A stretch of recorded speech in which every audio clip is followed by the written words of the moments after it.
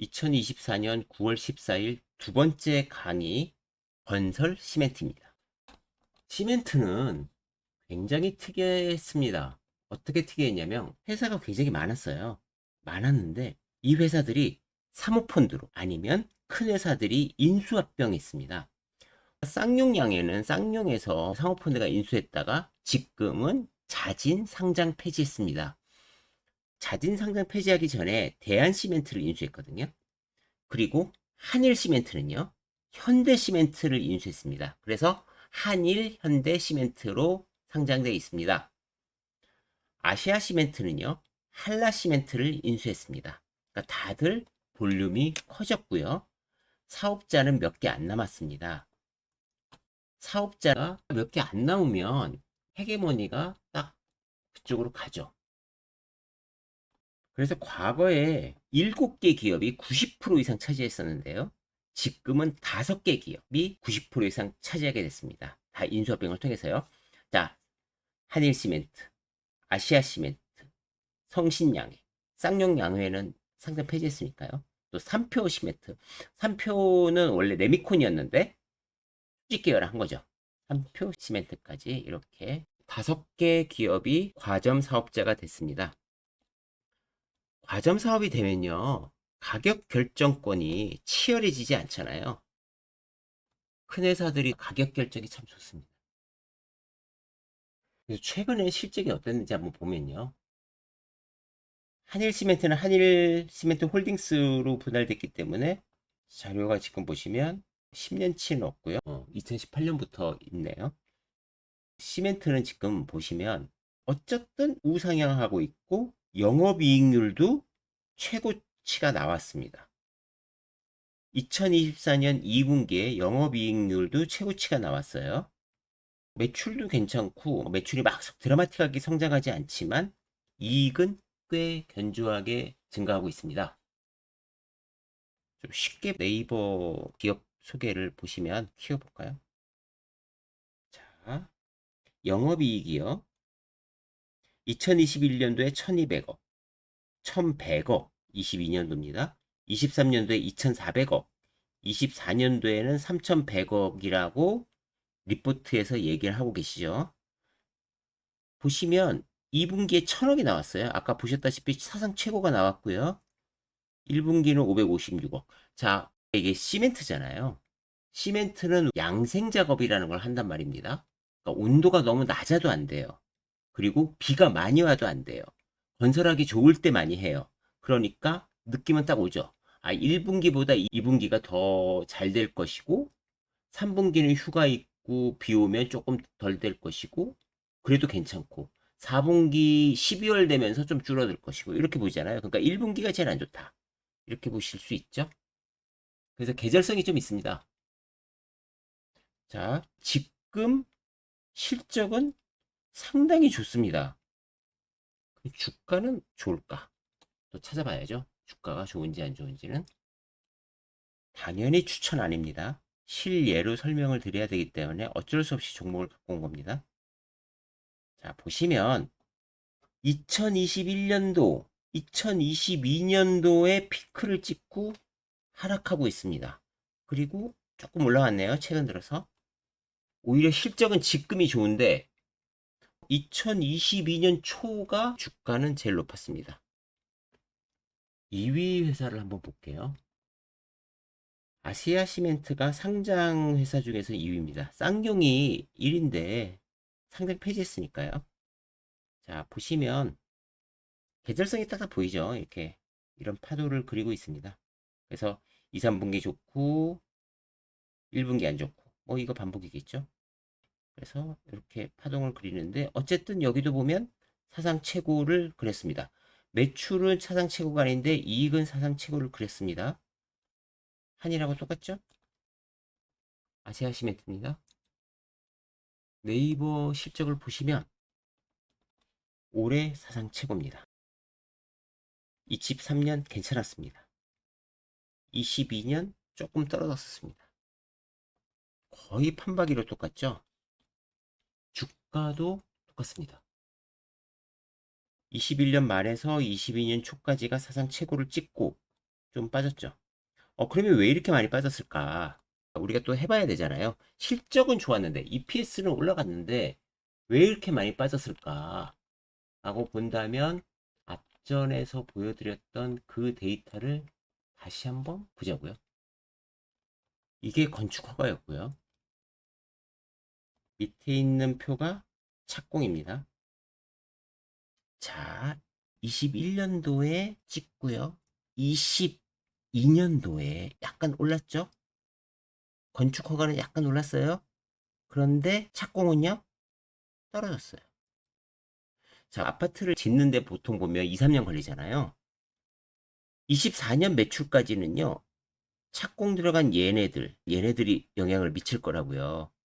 자, 시간이 지나면 아파트가 2, 3년 걸리니까 이제 25년은 영향을 미치는 게 22년 말, 23년 착공 들어간 거, 그리고 24년에 착공 들어간 거. 이렇게 숫자가 있는 것들은 선반영을 잘합니다. 그러니까 이런 회사들을 EPS만 보고 샀다가는 속상한 일이 생기겠죠. 자, 또 계속 나갑니다. 24년도 SOC 예산 중에서요. 상반기에 벌써 많이 집행했답니다. 그리고 25년도 SOC 예산은 올해보다 조금 줄인답니다. 뭐 1조 정도? 마이너스 3.6. 그러니까 여태까지는 계속 성장시켰는데 이제는 예산을 다른 데도 많이 써야 되는 상황이기 때문에 SOC 같은 거에선 많이 쓰기가 어렵죠. 그리고 우리나라가 SOC를 많이 했기 때문에 실제로 좀 줄여도 되는 것 같습니다.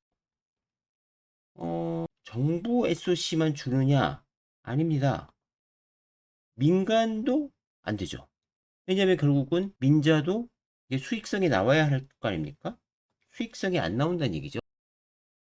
그래서 예비 타당성 조사를 하는데 타당성 조사를 꼭 하잖아요. 보시면 탈락되는 게 많다는 거죠.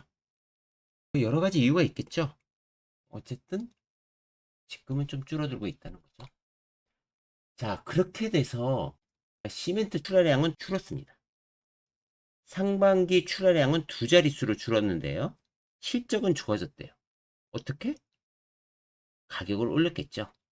지금 보면 IMF2도 경험한 적이 없는 이런 출하량, 대폭 하락이 있다. 라는 겁니다. 지금이 그런 상황입니다. 그런 상황인데 가격 인상을 통해서 실적이 잘 나오고 있는 거죠. 양은 줄고 있습니다. 가격을 얼마나 인상했는지 한번 보시면 톤당 가격입니다. 2014년도에 57,000원이었는데요. 23년 말에 112,200원입니다. 계속 가격을 올릴 수 있는 비즈니스다. 이렇게 보실 수 있습니다. 자, 그러고 나면 우리는 시멘트를 만드는 과정을 한번 공부해 보면 좋습니다. 시멘트 만드는 과정은 안 어렵습니다. 많이 보셨는지 모르겠지만 시멘트는 우리가 각 지방에 내려가면 시멘트 큰 공장들이 많이 있잖아요. 처음에 어떻게 하냐면 광산에서 석회석을 갖다가 판에서 이렇게 덩어리로 되어 있는 것들을 잘게 잘게 부숴야 됩니다. 파쇄하는 거죠. 그래서 1차적으로도 파쇄하고 2차적으로 파쇄해서 굉장히 잘 믹스되고 거의 모래보다도 더 얇게 분쇄를 해야겠죠. 그 과정이 채광 분쇄 과정입니다.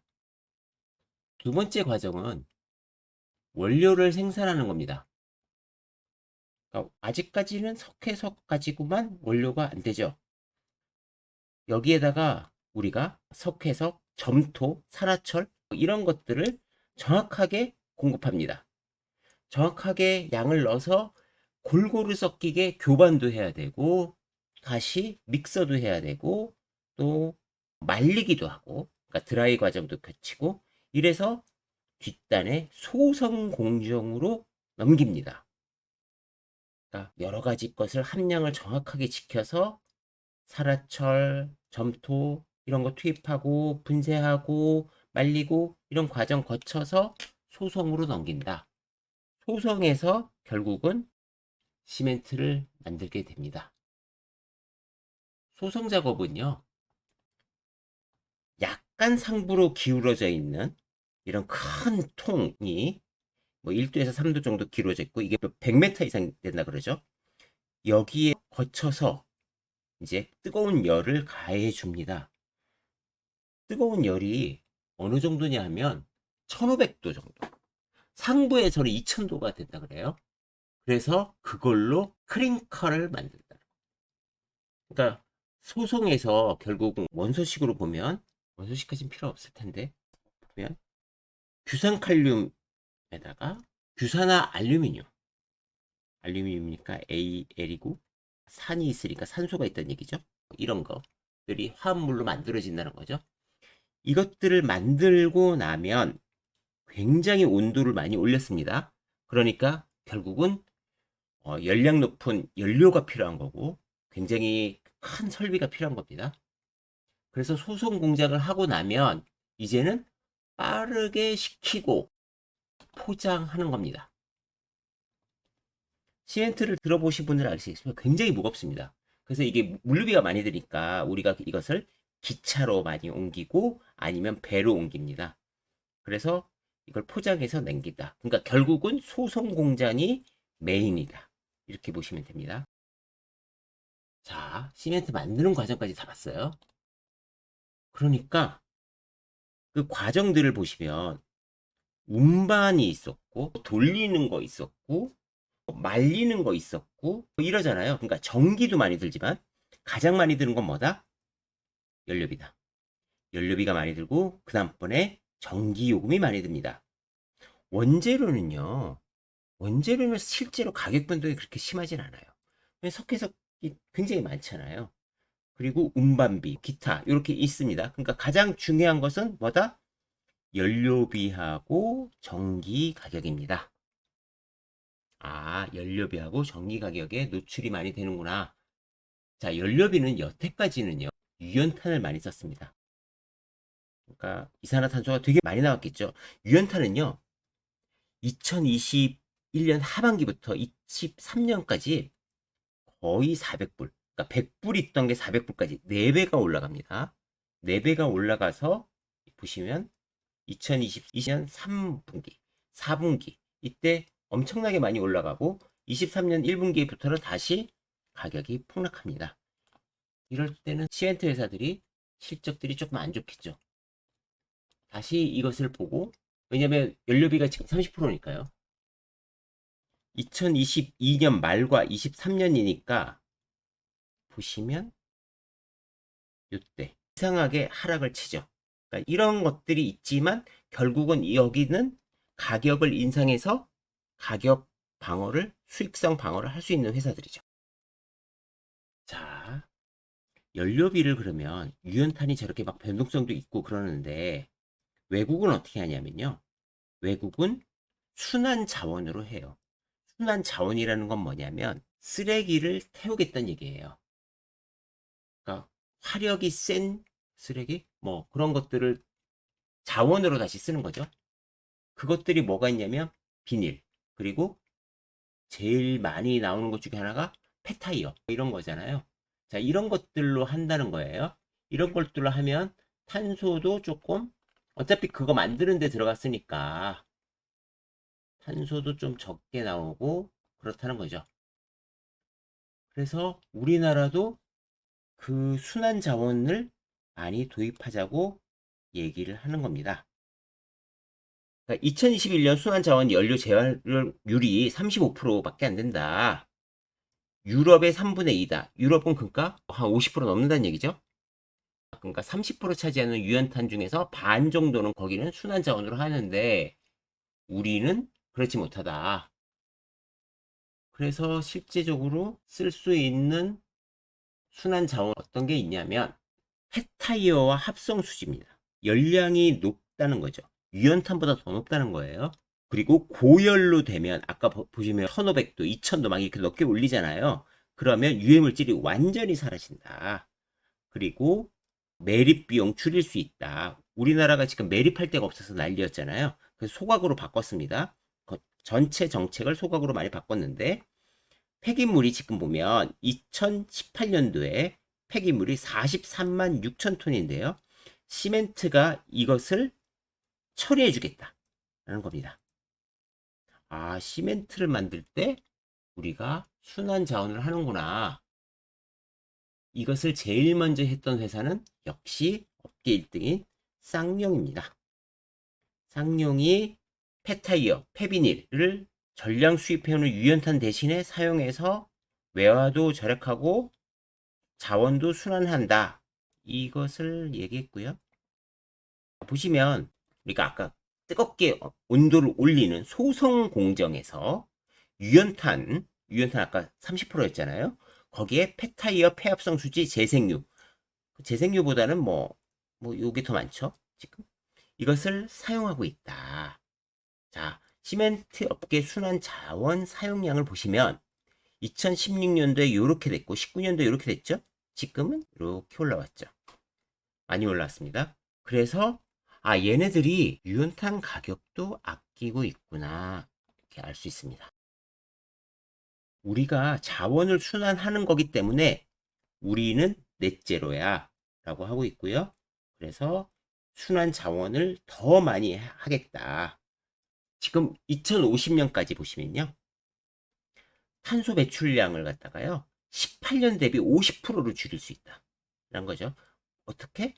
연료 전환 41%. 그러니까 순환 전환 50% 이상 한다는 거죠. 그러니까 앞으로는 어떻게 돼요? 유연탄이 30%가 아니라 15% 정도가 되고 나머지는 순환 자원. 순환 자원이라고 한다면 폐비닐, 폐타이어, 그런 것들이 됩니다. 2019년도 벌써 5년 전인데요. 여러분들 기억하세요? 의성에서 쓰레기산이 불타서 난리가 난 거. 쓰레기산이 불타기 전에요, 미국의 CNN에서 대대적으로 방송을 합니다. 주민들이 악취에 의해서 살 수가 없다. 정말 장난 아니다. 근데 이게 이제 열량이 높다 그랬잖아요. 합성 수지랑 막 이런 것들 열량이 높으니까 화재도 잘 나는 거예요.